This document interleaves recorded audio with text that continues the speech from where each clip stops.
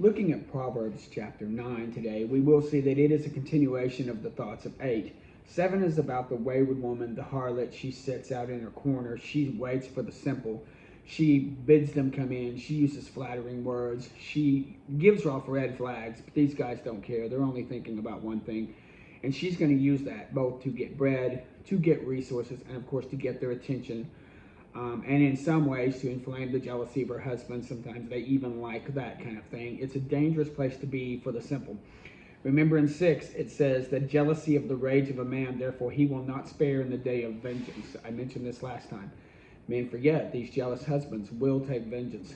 Chapter 8 calls about wisdom, and it's a beautiful story actually. Here's this beautiful woman. Wisdom, she calls out in the city. She cries at the gates. O men, I call, and my voice is to the sons of man. O simple, understand wisdom, and ye fools, be of understanding heart. She's calling people to wisdom. She's calling them. Her mouth speaks forth truth, and wickedness is an abomination to her lips. And on we go. Counsel is mine, she says, and sound wisdom. I am understanding. This figurative even talks about how that she was there at the beginning. Wisdom was with God. Wisdom, God is wise, of course. We're not adding another God to it. This is a figurativism of wisdom as a personification of wisdom. That he established the clouds above and strengthened the fountains, and he gave to the sea his decree that the waters should not pass. So he set a point on these things. And I was with him as one brought up with him, and I was daily his delight, rejoicing always before him. If you want to understand an attribute, we always talk about the attributes of God. We never hear a lot about the attributes of man. There are attributes of man that God is looking for, and he's telling us this. He wants wisdom. Wisdom comes from understanding, and again, the grid work. What I'm talking about, this whole grid work understanding is understanding. And knowledge is what we have that we take from it. And then we become wise in our actions and wise in our decrees and wise in our understandings.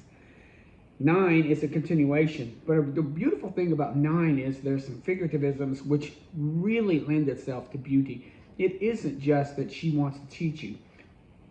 Wisdom has built her house. She has hewn up 7 pillars. She has killed a beast. She has mingled her wine and hath furnished her table. She hath sent forth her maidens to bring you in. She cries to the highest places of the city, whosoever simple, let him turn hither in. As to him that wanteth understanding, she says, come to him, come and eat my bread and drink my wine, which I have mingled. Forsake the foolish and live and be in the way of understanding. He that reproveth the sinner getteth to himself shame, but he that rebuketh the wise man getteth himself a blot.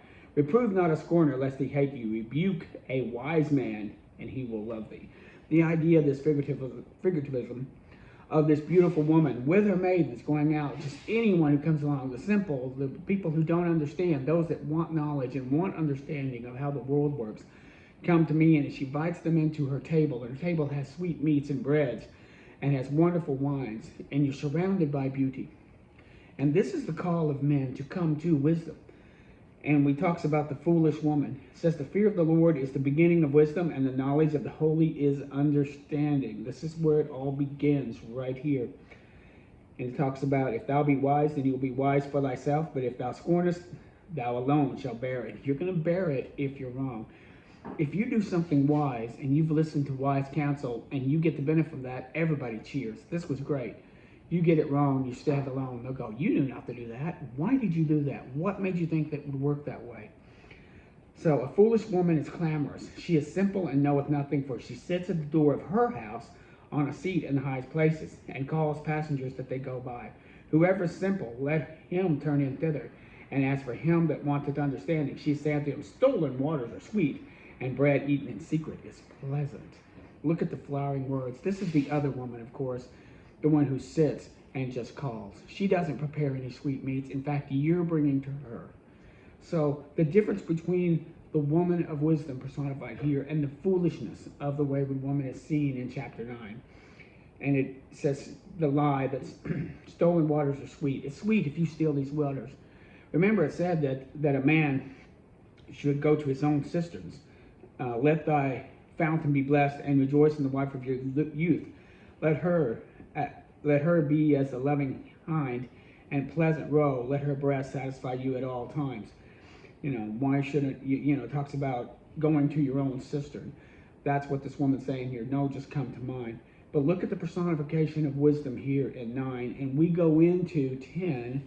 10 through 30 is actually 2 men, but mostly 2 people also. And it's a little bitty, maybe 1 sentence or 1 verse snippet, 2 verse snippets. We're just covering whatever hits the mind of the Proverbs. It begins the Proverbs of Solomon, and he just starts doing Proverbs.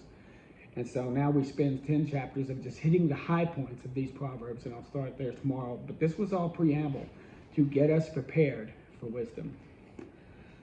Looking at 2 Kings 11. We finished off, again, Elijah the prophet had sent someone to anoint Jehu. Jehu became the sword. And it's interesting that in the northern kingdom, now a son of Jehoshaphat will start to reign. But also at that same time, Ahaziel was starting to take up the philosophy of the house of Ahab. And God shut all that noise down. He had the sword set up. He had Hazael was the sword in Syria. And those that escaped Hazael would go to Jehu. And those that escaped Jehu would go to Elisha the prophet, who also had a sword.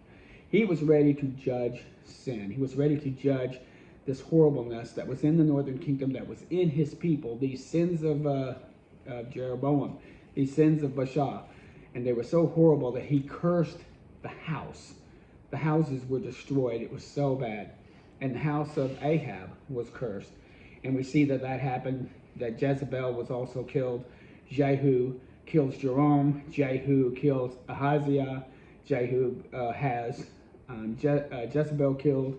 And when he goes to say, well, we need to bury the bones of the daughter of the king, he finds that she is completely gone except for her, I think her skull and her feet and the palms of her hands, that the dogs had eaten her up. In chapter 10, we saw where he went after the house. And he went after the house, and he killed 70 sons. And again, I'll mention that as a snapshot when we start this cold. It looks pretty brutal. Again, we're looking at about 20 or so years of this hostility and this murder. I've stated this several times before. So he cleans up Samaria of this house. And he goes in also. And we talk about Jehu. He calls all the servants of Baal together as if they were going to worship the Baal. And when he gets them all in one place and all of their vestments and all of their idols, he turns his swordsmen on them and they killed everyone. And he drives out Baal. And he drives out, howbeit the sins of Jeroboam, the sons of Nebat, he made Israel to sin. Jeroboam departed not after all of them. He left the golden calves. But because he'd done so well, God talks to him and says, because of this, I'm going to have you go to the 4th generation. You're going to see my hand on the ruling class to the 4th generation. And so in those days, the Lord began to cut Israel short, and Hazael smote them in the coast of Israel and in the Jordan and all of Gilead, and the part on the side. Again, I mentioned that on the east side of Jordan, that's where the Syrian was going, and those on the west side were facing the sword of Jehu. And Jehu dies. And well, actually, the thing is here I'm going to mention that Jehu reigned 28 years. And again, his reign was longer than the house of Ahab. So God's goodness has extended for 28 years, almost 30 years. And he has promised that he would work through in the next 4 generations, or in 4 more generations. So with the Athaliah, remember, she was the linchpin. She was the daughter, she was the sister of Ahab. She was the daughter of Ahab. She was the granddaughter of Omri, and she married Joram, over son of Jehoshaphat. She saw that her son was dead. She was going to go now and destroy the king's line. Well, if my son can't be king and no lineage from me and my son will be king, she goes to wipe out the whole line. But Jehoshaphat, she's the sister of Ahaziah, took Joash and hid him away. So she goes and hides this baby with his nurse in the bedchamber that was in the bedchamber, and took them into the house of the Lord. And for 6 years, and Athaliah reigned, this queen ruler reigned, and she reigned as if, she reigned as if it was the house of Ahab in the northern kingdom. Jehu, of course, was king, but she ruled over in that area. And in the 7th year, Jehoiada, who was the high priest, he realizes it's time to make Joash king. So what he does is he brings forth the guard. He brings forth those that are over the hundreds, and he puts a third of you will come in to the house, a third will be at this gate, and a third will be at that gate. He has ready for any coup. So he's got a third of these men waiting to go, and they're going to bring out King Josiah, who's only 7 at this time, surrounded by all these men and swords. And that's what they do.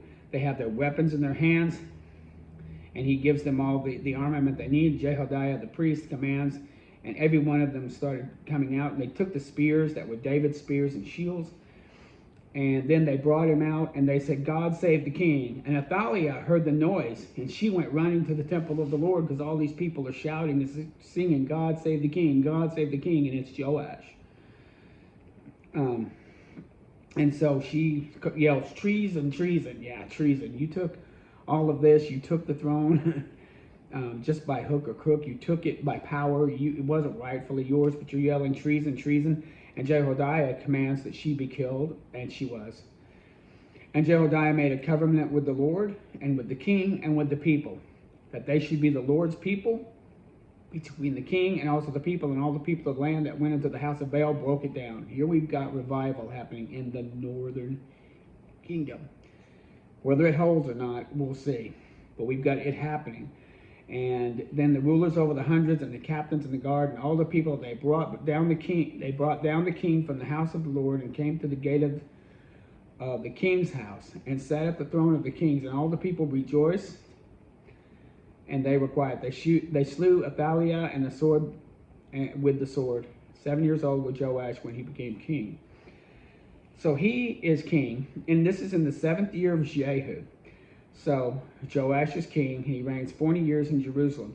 Let me stop. This isn't in the southern kingdom. I said it was the northern kingdom. Let me back up. Again, keeping all these straight. And so what we have is the northern kingdom. The northern kingdom is under Jehu. Remember, Jehu is the good ruler. In the southern kingdom now, we had this turn with Ahaziah into evil, but now we have Joash is coming in to do good. So Joash is in the southern kingdom. He is the daughter of Athaliah, and she's been murdered by Jehu and his followers. So now the northern kingdom is back with a good king. And the southern kingdom is with a good king. The northern kingdom also has a good king, and that's Jehu.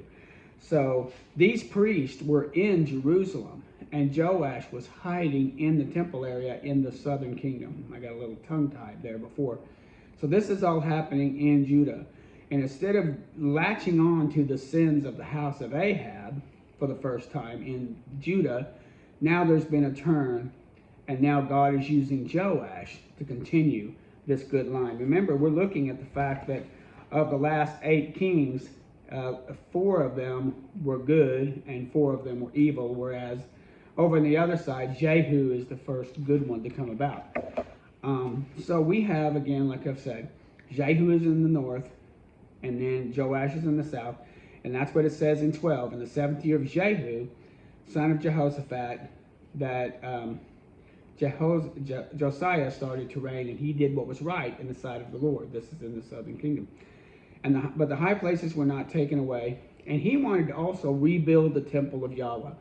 The temple had gone to disrepair. There were breaches, there were holes, there were places in the walls that needed to be fixed. It had gone into disrepair. Some of that was just apathy. Some of it might have also been sin. They're just doing things the wrong way. Most of the time, they just didn't care. So he has the priest raise up money to repair the breaches. He comes back later and found out they haven't raised it, and he again approaches them. Jehoiada, he approaches them to say, why repair you not the breaches of the house? Don't receive any more money from your acquaintance. Receive it from another source. So you're going to still get money. And they take the money specifically to the builders of the house. And they start working on the house, and they worked on building the house. They had stone masons come in, and they hewed the stones and the timbers, and they repaired the house.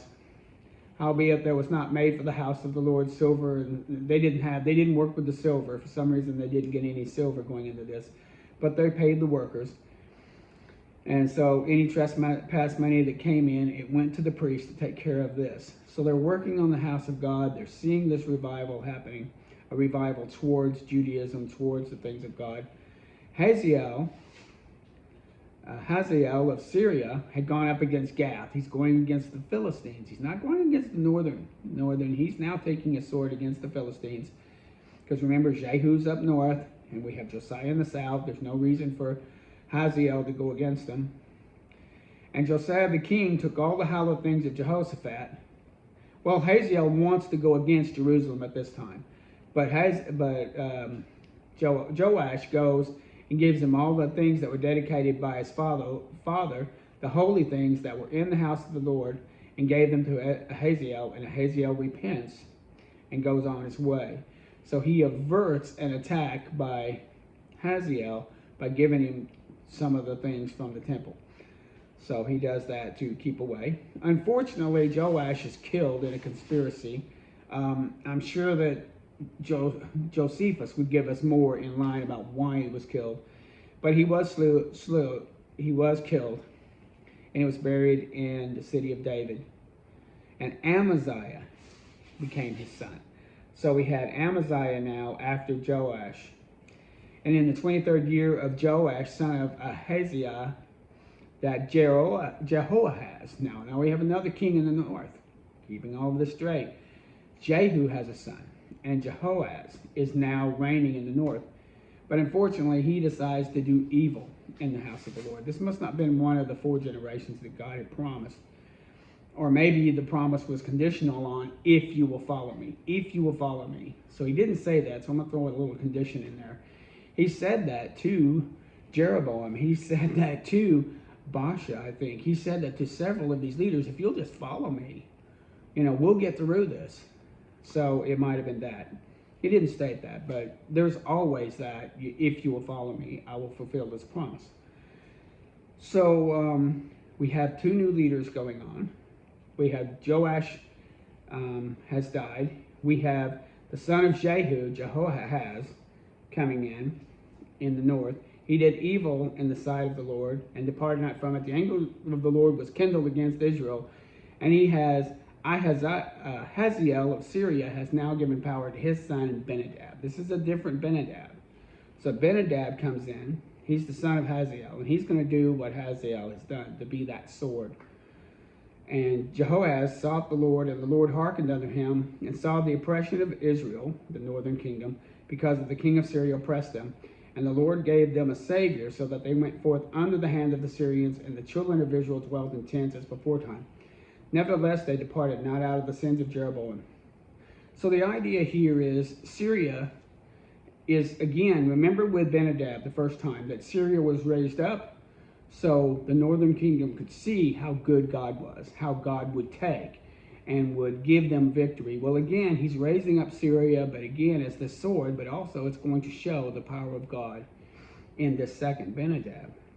And so they do see that the northern kingdom does call out to Yahweh, and Yahweh gives them a savior.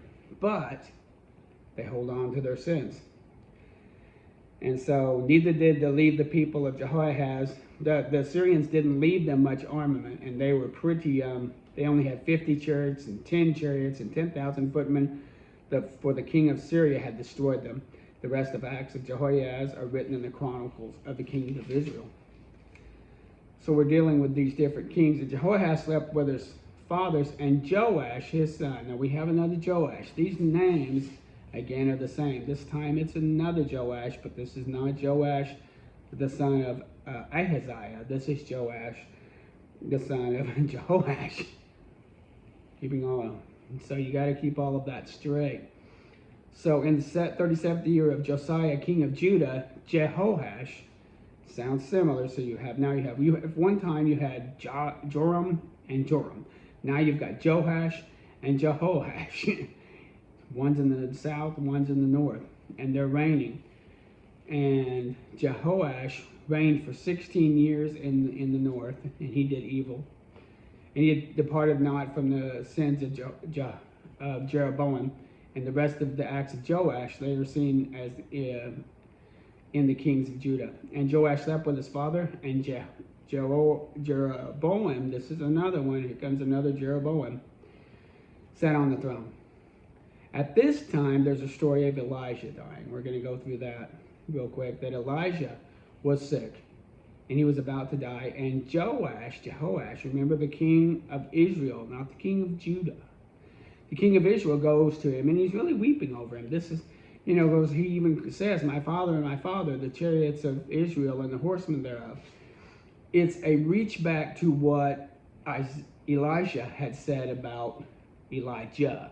And it's a sadness about, you're about to go away, you're about to depart, you're about to leave this land, And so he tells him to take a bow and some arrows and put your hands upon it. And he put his hand upon it, and Elijah put his hands on the king's hands. He says, open the window. Now shoot for the deliverance of the Lord, and the arrows for the deliverance from Syria, that he might smite the Syrians. He's giving them a figurativism through action, that the Lord wants to smite Syria and show himself strong. And this will help the northern kingdom come back. He's going to try that ploy again. Maybe with just generation it'll stick. So take the arrows. And he took the arrows, and he said to him, now smite these arrows onto the ground. And he hit them 3 times. Well, Elisha got angry, because why didn't you strike it 10 times or more? That would have guaranteed you wiping out Syria. But instead, you're only going to have 3 victories over Syria. And he was upset about that. And the man of God was wroth with him and says, thou should have smitten 5 or 6 times. Therefore, thou hast smitten Syria till thou hast consumed it. But now you're going to smite him 3 times. And Elisha died and was buried, and the band of Moabites invaded the country in that coming year. Without the man of God, without the prophet of God, here comes the enemies of God. But he had this figurativism. And remember, God worked with this several times in the Old Testament, having someone go in. And remember when he tore the robe for Jeroboam the first time and said that you're going to have 10 kingdoms. We're going to take this away from Solomon. He'll have 1 and you'll have the other 10. Again, Levi was not a part of that. And you had him do other things like that, showing by object lesson, what it's going to be. So he does this, and if he'd have had the courage to strike it 5 or 6 times, he could have wiped out Syria all at once, but because he wasn't courageous, he just hit it 3 times. He's not going to take it over. And the Moabites invaded in that year. And there's an interesting story at the very end here, as they were burying this man, therefore they spied a band of men, and they cast the man into the sepulchre of Elijah. There was after Elijah had been buried, there were men going along carrying a dead man. And they were burying this man, and they saw a band of men, and they went off in hiding, and they just threw this dead man into a sepulcher, an open grave, like a big, on a wall where the door was open, where you could go in, and there are bodies laid in there. He throws it into the sepulcher where Elisha was. And it says, the man that they let down and touched the bones of Elisha, he revived and stood up on his feet. So this is interesting that Elisha, his bones made a dead man live. So these men were burying a man. Here come a band of men, so they're hiding from them. So they take the dead man and just throw him into a sepulcher. He happens to touch Elisha's bones. So this must have been years later, or a year or so later. And the dead man gets up walking. So that's interesting. And so we hear that story just thrown in there. It's like a nice little cool story. Oh, by the way. And we get a few of those from time to time. And oh, by the way. And the Lord was gracious. And it says, but Hazael, king of Syria, oppressed Israel all the days of Jehoahaz. But the Lord was gracious unto them. Because of his covenant with Abraham, Isaac, and Jacob, he would not destroy them. What only kept the northern kingdom was he would not destroy them because of the covenant he made with Abraham and of Isaac and with Jacob. And again, the southern kingdom was the covenant he made with David, that he would have a king there forever. He's keeping his covenant. He's showing himself a covenant-keeping God. Hazael dies, and now his son Benadab is taking his place. And he was at war with Jehoahaz the entire life. Again, we see the covenant-keeping God. He's not letting go of the northern. He's still working with them. He's still sending miracles. He's still working in the south to keep out the sins of Jeroboam and Baasha, and to lift up a holy nation so that the light that he promised to David would shine. He works hard to keep these things going, and we're going to see this move on even further as we process through Kings. It's an interesting thing to see. Thank you.